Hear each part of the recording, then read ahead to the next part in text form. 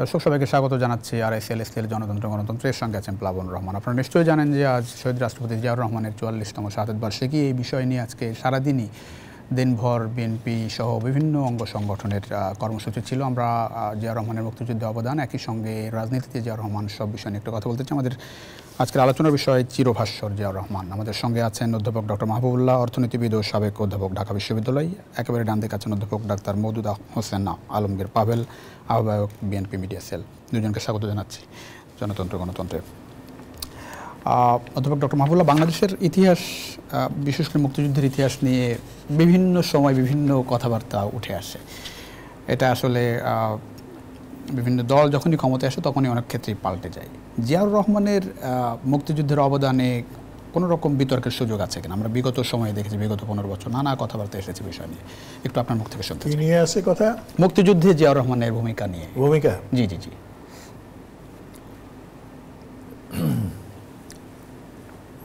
বাংলাদেশের যে মুক্তিযুদ্ধ হয়েছে, জি জি, সেই মুক্তিযুদ্ধের যিনি সূচনা করেছেন তিনি হলেন শহীদ রাষ্ট্রপতি জিয়াউর রহমান। এবং ওই সময় আমি কারাগারে ছিলাম, এবং কারাগারে থাকার একটা কারণ হচ্ছে আমরা কিছু তরুণ পল্টন ময়দানে স্বাধীন জনগণতান্ত্রিক পূর্ব বাংলার কর্মসূচি উত্থাপন করেছিলাম 70 সালের 22 ফেব্রুয়ারি। কাজেই কারাগারে থাকা অবস্থায় বাইরে কি ঘটছে তা জানার সুযোগ আমার ছিল না, কিন্তু তারপরেও 2-4 দিনের মধ্যে জিনিসগুলো স্পষ্ট হয়। কারণ কারাগারের যারা বাঙালি সিপাহী ছিলেন, ওয়ার্ডেন যাদেরকে বলে, অন্যান্য কর্মকর্তা যারা বলেন, তারা কিন্তু নীরবে নিভৃতে এসে আমাদেরকে অনেক কথা বলেছেন, অনেক খবর দিয়েছেন। জিয়াউর রহমান 26শে মার্চ এবং পরবর্তীকালে 27শে মার্চ স্বাধীনতার যে ঘোষণা দিয়েছেন, সেটা একটা ঐতিহাসিক ঘটনা। এবং এই ঘটনার সঙ্গে পৃথিবীর খুব কম ঘটনারই তুলনা চলে। 25শে মার্চের কালো রাতে যখন ঢাকা শহরে গণহত্যা শুরু হয়, মানুষ হতবিহ্বল হয়ে পড়ে। কোথায় আশ্রয় নেবে, কোথায় পালাবে, কোথায় নিজের সন্তানদেরকে কিভাবে রক্ষা করবে, এই সবই একটা বিশাল দুশ্চিন্তার মধ্যে মানুষ পড়ে গিয়েছিল, চরম উদ্বেগের মধ্যে পড়ে গিয়েছিল। এবং মানুষজন ঢাকা শহর ছেড়ে গ্রামের দিকে যেতে শুরু করে এবং সেখানে আশ্রয় খোঁজার চেষ্টা করে।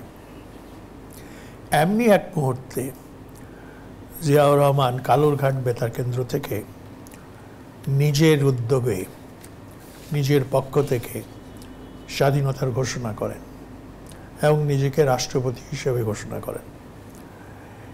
এর একদিন পর আবার তিনি আসলেন, এবং আসার পর আবার তিনি বললেন যে আমি এখন জাতীয় নেতা বা আমাদের নেতা শেখ মুজিবুর রহমানের পক্ষ থেকে স্বাধীনতা ঘোষণা করছি। এই 2 বার তিনি স্বাধীনতা ঘোষণা করেছেন। জি জি। তো এর ভাষা যাই হোক, এর শব্দচয়ন যাই হোক, কিন্তু শব্দের চাইতে, ভাষার চাইতে অনেক বেশি ওজনের ছিল এর তাৎপর্য। কারণ এই ঘোষণা যখন হতাশাগ্রস্ত জাতি এবং ম্রিয়মাণ হয়ে পড়া জাতি শুনতে পেল, তখন তারা ভাবল যে না, আমাদের সব কিছু শেষ হয়ে যায়নি, এবং আমরা অবশ্যই জয়লাভ করব। এবং এই আস্থাটা এসছে, একটা বড় কারণ হচ্ছে একজন সামরিক কর্মকর্তার মুখ থেকে এই ঘোষণাটা এসছে। এবং সবাই চিন্তা করলো যে এখন পাকিস্তানিদের সঙ্গে যুদ্ধটা হবে, লড়াইটা হবে, এবং এই লড়াইতে অবশ্যই বাংলাদেশের মানুষ, পূর্ব বাংলার মানুষ জয়লাভ করবে। কাজে জিয়াউর রহমানের যে ভূমিকা, সে ভূমিকা অন্য যে কারোর ভূমিকার চাইতে ভিন্ন ধরনের। সেটা হচ্ছে একটা প্রচণ্ড ধরনের প্রেরণা সঞ্চারকারী ভূমিকা। এবং প্রেরণার যে শক্তি সেটা বুলেটের শক্তির চাইতেও প্রবল হয়, এবং সেই কাজটাই জিয়াউর রহমান করেছিলেন। এটা 1 লক্ষ মেশিন গানের গুলি ছুড়ে যা করা সম্ভব না, তার চাইতেও অনেক শক্তিশালী ভাবে তার এই ঘোষণা কাজ করেছিল। তারপর 9 মাস তিনি যুদ্ধে জড়িয়েছেন, সেক্টর কমান্ডার হিসেবে তার ভূমিকা পালন করেছেন। বিশেষ করে নর্থ ইস্টে তিনি ছিলেন এবং সেখানে তার প্রশিক্ষণ কেন্দ্র ছিল, তার অনুসারীরা ছিল। সেখানে বেশ কটি যুদ্ধ তিনি পরিচালনা করেছেন।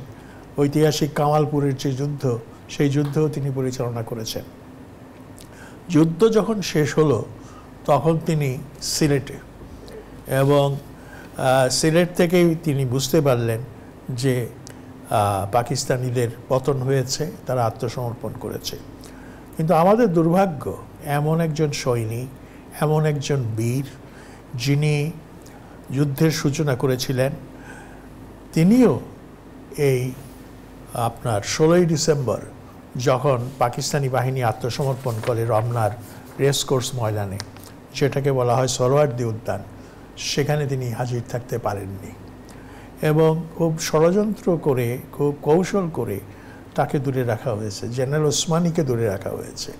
এবং এইসব কাহিনী লিখে গেছেন ডাক্তার জাফরুল্লাহ, এবং ডাক্তার জাফরুল্লাহ লিখতে গিয়ে লিখেছেন যে তাদের হেলিকপ্টারে গুলি বর্ষণ করা হয়েছিল, এবং হেলিকপ্টারটি শেষ পর্যন্ত যেটাকে বলে নেমে আসতে বাধ্য হয়েছিল, কারণ তার তেলের ট্যাঙ্ক ছিদ্র হয়ে গিয়েছিল। কাজেই আমাদের মুক্তিযুদ্ধে যেমন একদিকে একটা বিশাল বীরত্বব্যঞ্জনাময় মুক্তিযুদ্ধ হয়েছে, তার সঙ্গে আরও বিশাল ষড়যন্ত্র হয়েছে এই যুদ্ধকে বাগে আনবার জন্য, কোনো একটা শক্তির নিয়ন্ত্রণে নিয়ে আসার জন্য। এখন সেই শক্তিটার নাম বোধহয় আমরা বলতে পারি যে ভারত আমাদেরকে যুদ্ধের সময় আশ্রয় দিয়েছে, কিছু অস্ত্রশস্ত্র দিয়েছে, সবই করেছে, কিন্তু যুদ্ধের পুরো পলিসি নিয়ন্ত্রণ ভারত করেছে, এবং তাদের অবজেক্টিভ ছিল ভিন্ন।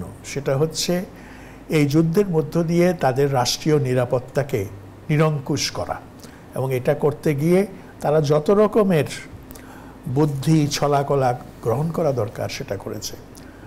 এখানে একটু কথা বলা দরকার, জিয়াউর রহমান তার সঙ্গী সাথীদেরকে এই যুদ্ধের মধ্যবর্তী সময়ে বলেছিলেন যে আমাদের কিছু শক্তি সঞ্চিত রাখতে হবে, জমিয়ে রাখতে হবে, কারণ আমাদেরকে হয়তো আরেকটা যুদ্ধ করতে হতে পারে। এবং সেই যুদ্ধটা তিনি কাদের প্রতি ইঙ্গিত করেছিলেন সেটা নিশ্চয়ই আজকে জাতি উপলব্ধি করতে পারছে, বুঝতে পারছে। আমাদের যুদ্ধটা অনেকটা ভিয়েতনামের যুদ্ধের মতো ছিল। ভিয়েতনাম যখন, আমি কথাটা এক লাইনে শেষ করে দিচ্ছি, ভিয়েতনাম যেমন একটা পর্যায়ে ফ্রান্সের সঙ্গে, ফরাসি উপনিবেশবাদের সঙ্গে যুদ্ধ করেছিল, এবং লিয়েন বিয়েন ফোর যুদ্ধে ফরাসিদেরকে পরাজিত করেছিল। তারপরে আবার দেখা গেল দক্ষিণ ভিয়েতনামটা একটা মার্কিন উপনিবেশে পরিণত হয়েছে, তাকে আবার নতুন করে মুক্তিযুদ্ধ করতে হলো, মানে দ্বিস্তর মুক্তিযুদ্ধ। আমাদের যুদ্ধটাও সত্যিকার অর্থে সত্যিকার লক্ষ্যে পৌঁছাতে পারত যদি আমরা একটা দ্বিস্তর মুক্তিযুদ্ধ করতে পারতাম, এবং করতে পারিনি বলে আজকে পর্যন্ত আমরা নানা রকম বিভীষিকার মধ্যে রয়েছি। অনেক ধন্যবাদ, অনেক ধন্যবাদ, অনেক গুরুত্বপূর্ণ তথ্য আপনার কাছ থেকে পেলাম। আর ডাক্তার মাহমুদুল হোসেন আলমগীর বাবেল, এটা নিয়েও বিতর্ক হয় কেন? মানে বিভিন্ন সময় ধরেন বিগত আওয়ামী লীগ সরকারের পুরো সময়টা জুড়েই জিয়া রহমানের মুক্তিযুদ্ধের ভূমিকা, পদক কেড়ে নেওয়া, নানা কথাবার্তা, কবর নিয়েও কথা এসেছে। এইগুলো আসলে দেশের জন্য কতটা, মানে ইতিহাস তো আসলে সঠিক জায়গায় থাকতে হবে। হ্যাঁ, ঠিকই।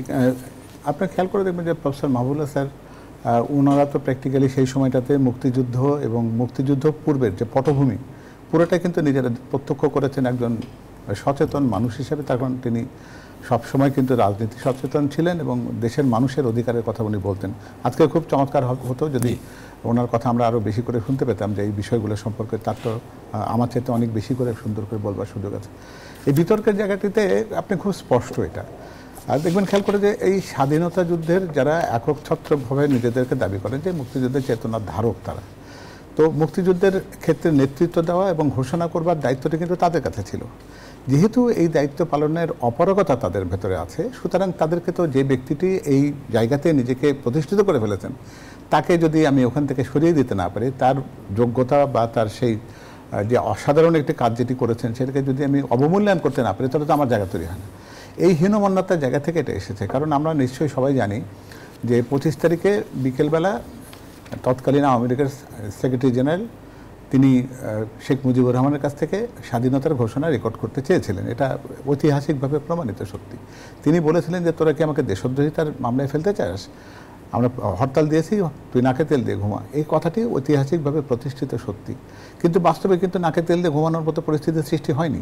একটা অকস্মাৎ এবং অপ্রস্তুত একটা জাতির উপরে একটা সশস্ত্র সেনাদল কিন্তু অতর্কিতে তাদেরকে আক্রমণ করেছে, এবং সেখানে পুরো দেশ, যেটা স্যার একটু আগে বলছিলেন যে দিশাহারা ছিল, তাদের জন্য কোনো সামনে কোনো সত্যিকার অর্থে আশাবাদী হওয়ার মতো কিছুই ছিল না। তখন একজন সৈনিক, তিনি একজন বলতে পারেন যে একটা জুনিয়র একজন মেজর, এবং তার পক্ষে স্বাধীনতা ঘোষণা করবার জন্য কেউ কি কোনো নির্দেশনা দিয়েছিল? তার কাছে কি কোনো রাজনৈতিক নির্দেশনা ছিল যে এই রকম পরিস্থিতিতে তোমাকে এই কাজটি করতে হবে? তিনি সম্পূর্ণ নিজের তাগিদে, নিজের উপলব্ধি থেকে যখন মনে হয়েছে যে এই কাজটি কেউকে করতে হবে, তখন তিনি কিন্তু তার পুরো পরিবারটাকে বিপদগ্রস্ত করে নিজের জীবনের ঝুঁকি নিয়ে অসম সাহসিকতার সাথে, এটা শুধু ঘোষণা দিয়েছেন বলে যারা মনে করেন যে উনি একটা কাগজের ভেতরে গুটি কয়েক লাইন পড়েছেন, তাদেরকে আমি বলবো যে তারা বোধহয় নিজেদের প্রতি তার বক্তব্যের সুবিচারটা করছেন না। কারণ যে কোনো একটি সচেতন মানুষ বুঝবে যে একটা ট্রান্সমিটার দিয়ে যখন কেউ স্বাধীনতার ঘোষণাটি করেন, তিনি কিন্তু জানিয়ে দেন যে তার অবস্থানটা কোথায়, এবং ঘটনাটা তাই ঘটেছে। কালুরঘাটের বেতার কেন্দ্রটি কিন্তু পাকিস্তানিরা কিন্তু বিমান আক্রমণে কিন্তু গুড়িয়ে দিয়েছে, এবং তার জন্য কি পরবর্তী নির্দেশনা এটা ছিল। কারণ আপনি খেয়াল করে দেখবেন যে ছোট্ট একটা ব্যাটালিয়ান, সেটা নিয়ে একজন মেজর যুদ্ধ করে কত দূর যেতে পারতেন, তার জন্য কি এরকম কোনো ব্যবস্থাপনার কথা আমরা বলেছিলাম যে এই ঘটনার পরে তুমি তার সৈন্যবাহিনী নিয়ে যুদ্ধ এই জায়গাতে করবে অথবা ভারতে গিয়ে আশ্রয় নেবে, এরকম নির্দেশনা তো তার জন্য ছিল না। আর একটা জিনিস খেয়াল করতে হবে, 71 সালের কয়েক বছর আগে 1965 সালে ভারতের সাথে পাকিস্তানের একটা যুদ্ধ হয়েছে, যে যুদ্ধে কিন্তু জিয়া রহমান সাহেব একটা পক্ষের যুদ্ধ, সেখানে সৈনিক ছিলেন। তো সুতরাং এই যে একটা, আমরা যে জিনিসটাকে খুব তুচ্ছ করবার চেষ্টা করি যে জিয়া রহমান স্বাধীনতার ঘোষণা করেছেন কি করেননি, এটা নিয়ে বিতর্ক করতে চাই, এমনকি তাকে তুচ্ছ তাচ্ছিল্য করে বলে যে উনি পড়েছেন মানে ঘোষণাপত্র, এরকম নয়। কিন্তু উনি মুক্তিযুদ্ধ করেছেন, যেটা স্যার বলছিলেন যে আমাদের কাছে আমাদের দুর্ভাগ্য যে উনি কিন্তু প্রথম দিন থেকে বুঝতেন যে শুধুমাত্র গেরিলা যুদ্ধ করে একটা দেশকে স্বাধীন করা সম্ভব না। তিনি কিন্তু জেট ফোর্সের ধারণাটি তৈরি করেছেন যে একটা নিয়মিত সেনাবাহিনী থাকা দরকার, কারণ ভারতের অনুগ্রহ নিয়ে একটা মুক্তিযুদ্ধ পরিচালনা করলে যে ঘটনাটি ঘটবার কথা ছিল, যেটি স্যার বলেছেন যে ভারত তার নিজের নিরাপত্তাকে সুসংগত করার জন্য তার 6 ডিভিশন সৈন্যকে বর্ডারে মোতায়েন করে রাখতে হতো পূর্ব পাকিস্তানের জন্য। এবং আমরা এটাও জানি যে বাংলাদেশের সাথে ভারতের যে স্থল সীমান্ত, সেটা পৃথিবীর 5ম দীর্ঘতম স্থল সীমান্ত। র্যাডক্লিফের সেই ম্যাপের মধ্যে আঁকিবুকির জন্য সেটা অনেক লম্বা হয়ে গেছে। তো সুতরাং এটা ভারতের জন্য খুবই একটা বড় একটা সুযোগ ছিল যে এই জায়গাটাকে যদি পাকিস্তানের একটা অংশ থেকে যদি বিচ্ছিন্ন করা যায়, তাহলে তারা নিরাপত্তার ঝুঁকিটা তাদের জন্য অনেকটা কমে যায়। সেটি ছিল তাদের প্রথম উদ্দেশ্য। সেক্ষেত্রে আপনি খেয়াল করে দেখবেন যে 16ই ডিসেম্বর এই বাংলাদেশে আমাদের সশস্ত্র বাহিনীর সর্বাধিনায়ক জেনারেল ওসমানী এই বাংলাদেশে ছিলেন, সিলেটে ছিলেন সেই সময়। তার বিমান, জানেন আপনি, হেলিকপ্টারকে গুলি করে ভূপাতিত করা হয়েছিল। জাফরুল্লাহ চৌধুরী সাহেব তার সঙ্গে সেখানে ছিলেন, সিলেট সার্কিট হাউসে তারা আশ্রয় নিয়েছিলেন, কিন্তু তাকে কিন্তু আমরা সেই গৌরবটা দিতে পারিনি। অর্থাৎ যখন সেই আত্মসমর্পণের যে চুক্তিটি যেখানে স্বাক্ষরিত হয়, সেই মেমোরেন্ডাম যেখানে স্বাক্ষরিত হয়, সেখানে তো বাংলাদেশের পক্ষ থেকে আমাদের সশস্ত্র বাহিনীর সর্বাধিনায়কের উপস্থিত থাকার সুযোগ ছিল না। ফলে এই বিতর্কগুলো অপ্রাসঙ্গিক, নিজেদের লজ্জা এবং নিজেদের অপারগতা ঢাকার জন্য একটা পক্ষের শুধুমাত্র অনেক ধন্যবাদ। কথাবার্তা। ছোট্ট করে একটু জানতে চাই মাহবুব স্যার, আমি একটু ধরেন বাংলাদেশ ইয়াং জেনারেশন হিসেবে, মানে আমরা তো আসলে বিতর্কমুক্ত একটা ইতিহাস চাই। ধরেন বঙ্গবন্ধু শেখ মুজিবুর রহমান তার জায়গায়, জিয়াউর রহমান তার জায়গায়, এই দিন আসলে কবে আসবে? মানে ধরেন একেবারেই কেউ আসলে বিতর্ক তুলবে না বাংলাদেশের মুক্তিযুদ্ধের ইতিহাস নিয়ে, অ্যাটলিস্ট না, একেবারে বিতর্ক হবে না, ইতিহাস কিন্তু সে কথা বলে না। আপনি সোভিয়েত ইউনিয়নের ইতিহাস দেখেন, খুব বেশি দিন আগে জারের আমল না দেখলেও আপনি 1917 সাল থেকে আজকের দিন পর্যন্ত যদি দেখেন, সোভিয়েত হিস্ট্রি নিয়েও কিন্তু বিতর্ক থেকে গেছে, সেই বিতর্কের কিন্তু অবসান হয়নি। আপনার চাইনিজ রেভলিউশনের ইতিহাস, দীর্ঘ দিনের লড়াই, 35 বছরের যুদ্ধের লড়াই, সেখানেও চেয়ারম্যান মাও সেতুংয়ের ভূমিকা নিয়ে প্রশ্ন উঠেছে, কিন্তু চীনা জাতি অন্যদের চাইতে অনেক বেশি ব্যালেন্সড, সেই জন্য তারা একটা মানদণ্ড নির্মাণ করেছে। সেই মানদণ্ডটি হচ্ছে মানুষ মাত্রই ভুল করে, চেয়ারম্যান মাও ভুল করেছেন, তবে তিনি যা করেছেন তার 70% সঠিক আর 30% ভুল, এই ধরনের একটা মূল্যায়ন এসছে। এবং এ নিয়ে এখন আর চীনের জনগণের মধ্যে বা চীনের কমিউনিস্ট পার্টির মধ্যে কোনো পার্থক্য নেই। আজকে যেই কথাটা আপনি তুললেন সেটা অত্যন্ত মূল্যবান এই জন্য যে যেই কুহেলিকা আজকে আমাদের দৃষ্টিকে ঝাপসা করে দিয়েছে, সেই কুহেলিকা যতদিন পর্যন্ত থাকবে, সেই কুয়াশা যতদিন পর্যন্ত থাকবে, ততদিন পর্যন্ত কিন্তু আমাদের মুক্তিযুদ্ধের ইতিহাস নিয়ে যে বিতর্ক এখনো চলে বা অতীতে হয়েছে এবং অনেক নোংরা পর্যায়ে হয়েছে, নাস্তি পর্যায়ে হয়েছে, সেটা খুব সহজে যাবে না।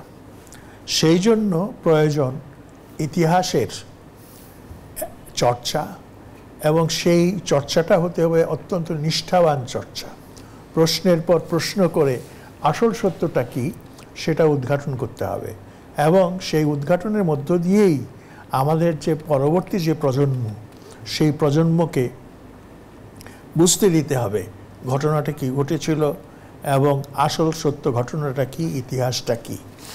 দেখুন, এমনিতেই বাংলাদেশের বড় সমস্যা কি, বাংলাদেশের জাতি হিসেবে বাংলাদেশ কিন্তু সমজাতীয়, ইংরেজিতে যেটাকে বলে হোমোজেনাস, এবং আমরা বেশিরভাগই হলাম বাংলা ভাষায় আমরা কথা বলি, সামান্য 1-2% আপনার যারা নৃগোষ্ঠী আছে তারা ছাড়া, এবং আমরা বেশিরভাগই মুসলমান ধর্মীয় দিক থেকে। তারপরেও পৃথিবীর মধ্যে এইরকম একটা হোমোজেনাস নেশন কিন্তু নাই। আবার তার উল্টোটা বলতে হয়, এইরকম একটা ডিভাইডেড নেশনও পৃথিবীতে নাই। এবং দেশটাকে ভাগ করলো কারা এইভাবে? এইখানে অন্যান্য দেশে আমি একটা লেখা লিখেছি, আজকে প্রকাশিত হয়েছে, জাতীয়তাবাদের যে সমস্যাগুলো হয়, কোনো সময় আঞ্চলিকতা জাতীয়তাবাদের জন্য সমস্যা হয়, ধর্মীয় বিভেদ জাতীয়তাবাদের জন্য সমস্যা হয়, ভাষার পার্থক্য জাতীয়তাবাদের জন্য সমস্যা হয়, এবং বিভিন্ন দেশের এক্সাম্পল আমাদের সামনে আছে, সেগুলো এখানে আলোচনা করার সুযোগ এবং সময় নেই। তা আমাদের এখানে ভাষা নিয়ে সমস্যা নেই, আপনার ধর্ম নিয়ে সমস্যা নেই, তারপরেও কেন হচ্ছে এই জন্য এটা একটা আইডিওলজিক্যাল ব্যাটল। এবং আইডিওলজির ক্ষেত্রে, আদর্শবাদের ক্ষেত্রে আমরা একমত হতে পারছি না। এবং এই আদর্শবাদ কি? একদল হচ্ছে স্বাধীনতার পক্ষ শক্তি, আরেক দল কি? আরেক দল হচ্ছে স্বাধীনতার বিপক্ষ শক্তি। একটা স্বাধীন দেশ, এইখানে বিপক্ষ শক্তি কারা? স্বাধীনতার বিপক্ষ শক্তি কারা? স্বাধীনতার বিপক্ষ শক্তি এবং স্বাধীনতার পক্ষের শক্তি, এই তো। একটা স্বাধীন দেশ, এইখানে বহু মানুষ বাস করে এবং অনেক প্রজন্ম, সে মুক্তিযুদ্ধের সময়কার প্রজন্ম এখন আর অনেকে বেঁচে নেই, বেশিরভাগই দুনিয়া থেকে চলে গেছে। কিন্তু দুর্ভাগ্যের বিষয়, এই আওয়ামী লীগ এবং তার সাঙ্গপাঙ্গরা এবং তার সহযোগী আরও অন্যান্য মিত্র দলগুলো আমাদের মধ্যে এই বিভাজনটা তৈরি করেছে। এবং তৈরি করার ফলে এখন আমরা যে যার পক্ষে অন্ধ হয়ে গেছি, এবং অন্ধ হয়ে যাওয়ার ফলে হচ্ছে কি, সমস্যাটার সমাধান হচ্ছে না। তো আমাদেরকে এই ধরনের বিভাজন থেকে, এই ধরনের যে বাইনারি একটা অবস্থা, এর থেকে এই যে 0-1 একটা অবস্থা ম্যাথমেটিক্যালি, এই অবস্থাটা থেকে বেরিয়ে আসতে হবে। এবং বেরিয়ে আসার জন্য আমাদেরকে আরো কিছু সময়, আরো কিছু কাল অপেক্ষা করতে হবে। জি, অনেক ধন্যবাদ স্যার। একটা বিরতি নিয়ে ফিরছি আবারও নিশ্চয়ই। দর্শক, ছোট্ট বিরতির সময় হচ্ছে। RSLSL গণতন্ত্রে কিছুক্ষণ মধ্যে ফিরছি, আশা করি সঙ্গে পাচ্ছেন বিরতির পর। দর্শক, আবারও স্বাগত গণতন্ত্রের সঙ্গে আছেন প্লাবন রহমান। আমরা কথা বলছিলাম শহীদ প্রেসিডেন্ট জিয়াউর রহমান নিয়ে, চিরভাস্বর জিয়াউর রহমান। আমাদের সঙ্গে আছেন অধ্যাপক ডক্টর মাহবুবুল্লাহ, আছেন অধ্যাপক ডাক্তার মওদুদ হোসেন আলমগীর পাভেল। পাভেল ভাই, একটা বিষয় একটু মানে ধরেন এখনকার বিএনপি আর জিয়াউর রহমানের বিএনপি, একটু জিয়াউর রহমান যে উদ্দেশ্য নিয়ে দল করলেন, সেখান থেকে এখনকার বিএনপি একটু জিয়াউর রহমানের চাওয়া এবং বিএনপির এখনকার অবস্থা। দেখুন আসলে শহীদ প্রেসিডেন্ট জিয়াউর রহমান সাহেবকে মূল্যায়ন আমরা প্রকৃতপক্ষে কতটা করেছি সেই প্রশ্নটার প্রথমে আনা দরকার। সেই ব্যাপারটাকে যদি আমরা প্রতিষ্ঠিত করতে পারতাম তাহলে বিএনপি সেখান থেকে কতটুকু রাস্তায় আছে বা রাস্তার বাইরে গেছে সেটাকে মূল্যায়ন করা যেত। আপনি যদি খেয়াল করে দেখেন, একটু আগে আমরা আলোচনা করছিলাম তার সাহসিকতার ব্যাপারটি, এটি একটা বিরাট বড় একটা কাজ। কারণ তার সাথে সমসাময়িক আরও সেনা কর্মকর্তারা তো বিভিন্ন জায়গায় ছিলেন, তারা কিন্তু এই স্বাধীনতা ঘোষণার কাজটি তারা করেননি। এক নম্বর, ওনার কিন্তু একটা তাৎক্ষণিক সিদ্ধান্ত গ্রহণের সক্ষমতা ছিল, যেটা কিন্তু আজকের রাজনৈতিক প্রেক্ষাপটে কিন্তু অনেকটা জটিলতা আছে, অনেকে সেটা হয়তো করতে পারেননি। যেমন তিনি স্বাধীনতার ঘোষণাও যেমন দিয়েছিলেন তাৎক্ষণিকভাবে তার নিজের সিদ্ধান্তে, তিনি সংবিধানে বিসমিল্লাহির রহমানির রহিমকে সংযুক্ত করেছিলেন। বাংলাদেশি জাতীয়তাবাদ এই একটা নতুন ধারণা, যেটাকে আমরা বলি যে সামগ্রিকভাবে পুরো জনগোষ্ঠীকে একখানে করবার একটা ধারণা। বাকশালের বাতিল করেছিলেন, সংবাদপত্রকে স্বাধীন করেছিলেন। এগুলো করার জন্য কিন্তু তার কিন্তু কখনো হেজিটেশন ছিল না। উনি আর কখনো কিন্তু এটা বলেনি যে একটু চিন্তা করি, দেখা যাক, আমি এটা রেখে দিই, একটা থাকুক একটা থাকবে না। তার অসম্ভব ভবিষ্যৎদর্শিতা ছিল আর কি। আপনি যদি খেয়াল করে দেখবেন যে আমরা কিন্তু একটা কথা কিন্তু কখনো কখনো বলি যে বাংলাদেশের আমরা আয়তনটা কিন্তু আমাদের ভূখণ্ডের পরিমাপে কিন্তু আয়তনটা দেখি। উনি কিন্তু আমাদের জলসীমা কিন্তু আমাদের নতুন প্রজন্মের যারা ছাত্রছাত্রী ছিল, যারা মেধাবী ছিল, তাদেরকে কিন্তু উনি সেই বাংলাদেশকে চিনিয়েছেন যে মূল ভূখণ্ডের বাইরেও আমাদের সমুদ্র সীমা নিয়ে একটা বৃহত্তর বাংলাদেশ আছে। সেখানে কিন্তু তাদের নেওয়ার জন্য হিজবুল বহরের সেই অভিযানের কথা আপনি জানেন। এই ঠিক এরকমভাবে উনি আরও কতগুলো কাজ করেছিলেন। বাংলাদেশকে আমরা যেখানে জানতাম যে রিলিফই বোধহয় আমাদের একমাত্র বেঁচে থাকার অবলম্বন, সেই জায়গাতে একটা তলাবিহীন ঝুড়িকে কিন্তু আত্মনির্ভর করবার জন্য, তিনি খাদ্যে স্বয়ংসম্পূর্ণতা আনবার জন্য খাল খনন করার মতো একটা কাজ করেছেন, যেটা আপাতত দৃষ্টিতে মনে হবে যে কী ব্যাপারে হঠাৎ করে কোনো একটা জায়গাতে কাজটি কেন করা হচ্ছে। কিন্তু সেখানে কিন্তু একটা ভবিষ্যৎদর্শী চিন্তা তার ছিল। কারণ আমরা জানি যে আমাদের যে পানি, সেগুলো কিন্তু অন্য দেশ থেকে আমাদের দেশে আসে আর কি। আমরা কিন্তু কোনো একটা নদীর কিন্তু উৎসভূমি আমাদের দেশে নেই। সেখানে শুকনো মৌসুমে আমাদের নিজস্ব পানির সূত্রটা যেন আমাদের কাছে থাকে, সোর্সটা যেন আমাদের দেশে রাখতে পারি, সেই জায়গাটি কিন্তু তার খুবই একটা গুরুত্বপূর্ণ জায়গা ছিল। তার ভিতরে অসম্ভব সৃজনশীলতা ছিল। আপনি দেখবেন খেয়াল করে, যে জিনিসটা কেউ কখনো ভাবেনি সেটা কিন্তু উনি নিয়ে এসছেন। উনি গার্মেন্টসকে রপ্তানি পণ্যের ভিতরে সংযুক্ত করেছেন, উনি নারীর ক্ষমতায়ন করবার চেষ্টা করেছেন, মধ্যপ্রাচ্যের শ্রম রপ্তানি করার চিন্তা করেছেন, উনি আরাফাই ময়দানে সেই জায়গা থেকে জিয়া ট্রি লাগাবার কথা ভেবেছেন, তিনি নতুন কুড়ির মতন একটা কিশোরদেরকে একটা সাংস্কৃতিক ধারণার মধ্যে আনার চেষ্টা করেছেন। সব কিছু মিলে উনি যে জায়গাটিতে আছেন সেটাকে ধারণ করবার জায়গাটি কিন্তু বিএনপির আদর্শিক জায়গা হবার কথা। আমি বিশ্বাস করি বিএনপির নেতৃত্বের সাথে যারা আছেন তাদের কিন্তু খেয়াল করে দেখবেন যে বিগত সময়গুলোতে এত বেশি প্রতিপক্ষের সাথে, স্বৈরাচারের সাথে যুদ্ধ করার ভেতরে যেটাকে ব্যাপৃত রাখতে হয়েছে, সেখানে আদর্শিক দিকগুলো কিন্তু ঠিক সেইভাবে কিন্তু খেয়াল করার সুযোগ তাদের জন্য ছিল না। অনেক ধন্যবাদ। ফলে আগামী দিনে যখন সুযোগটা আসবে তখন সেই আদর্শিক দিকটা যদি সত্যিকার অর্থে বিবেচনা করা যায়, তাহলে আমার মনে হয় যে দেশের জন্য সবচেয়ে বড় মঙ্গলজনক কাজ। অনেক ধন্যবাদ অধ্যাপক ডক্টর মাহবুবুল্লাহ। যে দিবস আমরা আসলে কথা বলছি, যেদিন শহীদ প্রেসিডেন্ট জিয়াউর রহমানকে মেরে ফেলা হলো আসলে নৃশংসভাবে, ওই দিন আসলে কি ঘটেছিল একটু? 30 মে 1981-তে। জি জি জি। 1981-র ঘটনা যদি বলতে হয়, তখন আমি চট্টগ্রাম বিশ্ববিদ্যালয়ের অর্থনীতির অধ্যাপক। আমি যে বাসায় থাকতাম সেই বাসার যে ল্যান্ডলর্ড, খুব ভোরে উনি আমার দরজায় এসে নক করতে থাকলেন, খুব জোরে জোরে নক করতে থাকলেন, এবং উনি অলমোস্ট চিৎকার করে বলেন, প্রফেসর সাহেব, প্রফেসর সাহেব, ওঠেন ওঠেন।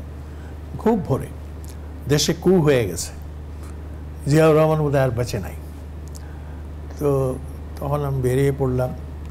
বেরিয়ে পড়ে দেখলাম যে আরও 5-6 জন মানুষ সেখানে। আমার হঠাৎ একটা স্বগত উক্তির মতো উক্তি, এটা কি জেনারেল মঞ্জুর এটা ঘটালেন? এইরকম একটা উক্তি করেছিলাম।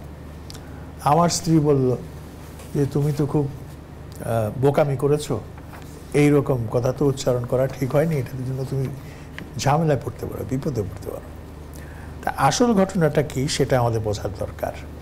সেটা হলো একটা ষড়যন্ত্র হচ্ছিল, জি, এবং মোটামুটি দীর্ঘ সময় নিয়েই হচ্ছিল। জিয়াউর রহমানকে কিভাবে ক্ষমতা থেকে উচ্ছেদ করা যায় এবং কিভাবে তাকে ওই যে হত্যা করা যায়, এইরকম একটা ষড়যন্ত্র কিন্তু চলছিল। এবং এই ষড়যন্ত্রের জন্য প্রস্তুতি দুটো ক্ষেত্রেই হয়েছে, সিভিলিয়ানসদের মধ্যেও হয়েছে, বেসামরিক নাগরিকদের মধ্যেও হয়েছে, এবং আপনার ক্যান্টনমেন্টের ভিতরেও হয়েছে। তো কিভাবে হয়েছে? ওই সময় দেখা গেল আপনার একটা আন্দোলন, গোলাম আজমকে বিতাড়ন করতে হবে। গোলাম আজম দেশে এসেছিলেন তার মাকে দেখার জন্য, এবং তিনি আসার পরে আর বাংলাদেশ ছেড়ে যান নাই। তখন একদল লোক বলতে শুরু করলো, এত বড় গাদ্দার, এত বড় রাজাকার, সে দেশে থাকবে, এটা কি করে হয়? এবং তাকে বিতাড়ন করার জন্য, তাকে দেশ থেকে বের করে দেওয়ার জন্য একটা আন্দোলন শুরু হয়ে গেল। এবং এই আন্দোলনে মুক্তিযোদ্ধা সংসদকে ইয়ে করা হলো, জড়িত করা হলো, এবং মোটামুটি এটা নিয়ে বেশ কিছু মিছিল, মিটিং, বিক্ষোভ চলল। তো জিয়াউর রহমান দেখলেন যে সমস্যা তো খুব জটিল, এবং তিনি বুঝতে পারলেন যে এটার মূল উদ্দেশ্য কী। তিনি ক্যাপ্টেন হালিম চৌধুরী, যিনি আরেকজন মুক্তিযোদ্ধা এবং তিনি মন্ত্রীও ছিলেন মানিকগঞ্জের, এখন তিনি জীবিত নেই, তাকে দিয়ে একটা কমিটি করে দিলেন যে তাদের সঙ্গে যারা এই আন্দোলন করছে তাদের সঙ্গে কথাবার্তা বলে তাদেরকে কিছুটা ঠান্ডা করা যায় কিনা বা সমঝোতা আনা যায় কিনা।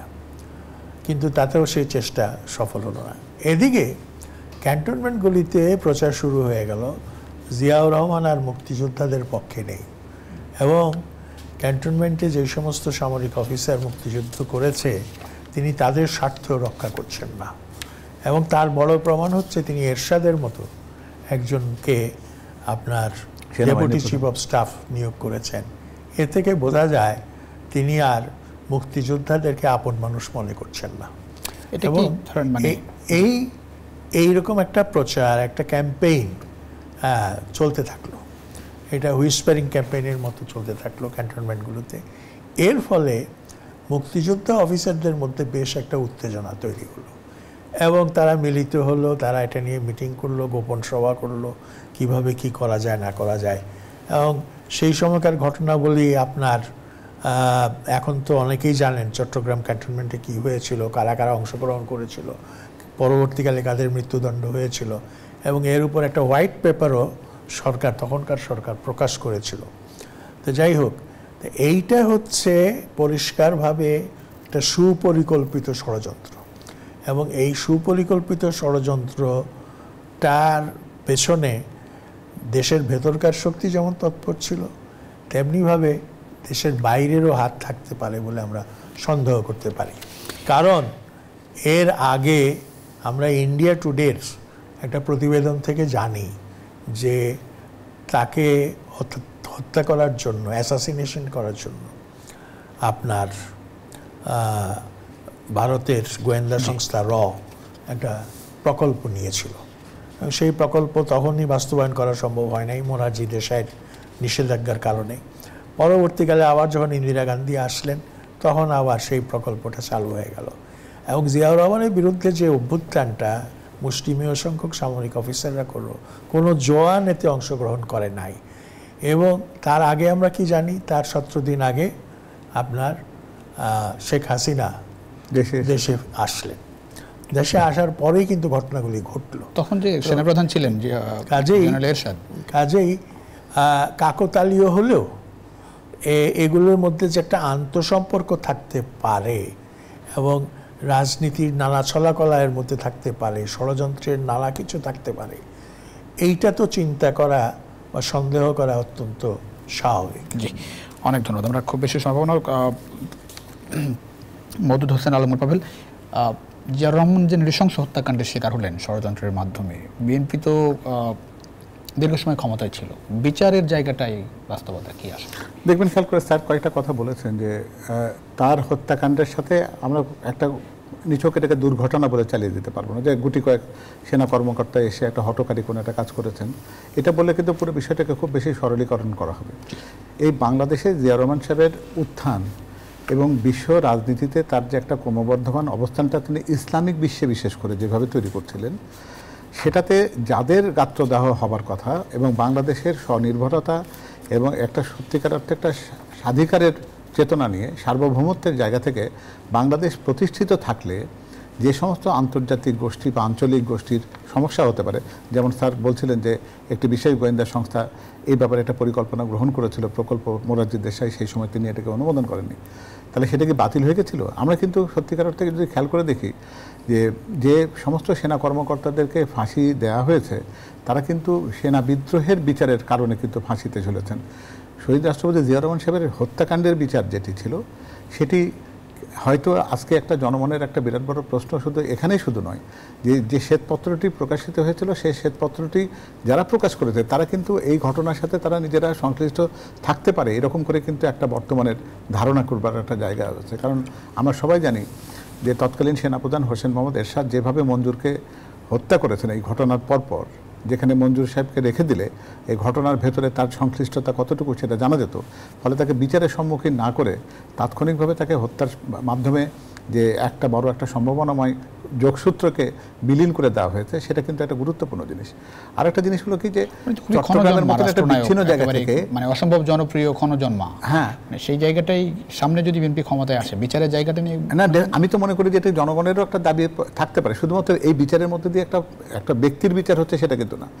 এই বাংলাদেশের উত্থান, বাংলাদেশকে বিশ্বের মানচিত্রে প্রতিষ্ঠিত করবার জন্য এবং সার্বভৌমত্বের জায়গা থেকে বাংলাদেশকে একটা স্বকীয়তার জায়গাতে প্রতিষ্ঠিত করার কারণটা যেটা এই হত্যাকাণ্ডের কাছে গেছে সেটা উদ্ঘাটনের জন্যই কিন্তু এই হত্যাকাণ্ডের বিচার হওয়া দরকার, শুধুমাত্র এইটা হত্যাকাণ্ডের বিচার। ধন্যবাদ অধ্যাপক ডক্টর মাহবুবুল্লাহ, অধ্যাপক ডাক্তার মওদুদ হোসেন আলমের বাবু, দুজনকে অসংখ্য ধন্যবাদ এই রাতে মূল্যবান সময় দেওয়ার জন্য। দর্শক এই ছিল আজকের জনতন্ত্র কোনো দেখা নিশ্চয় অন্য সময়, সে পর্যন্ত ভালো থাকবে সবাই। আশা করি নিউজ 24-এর সঙ্গে থাকবেন।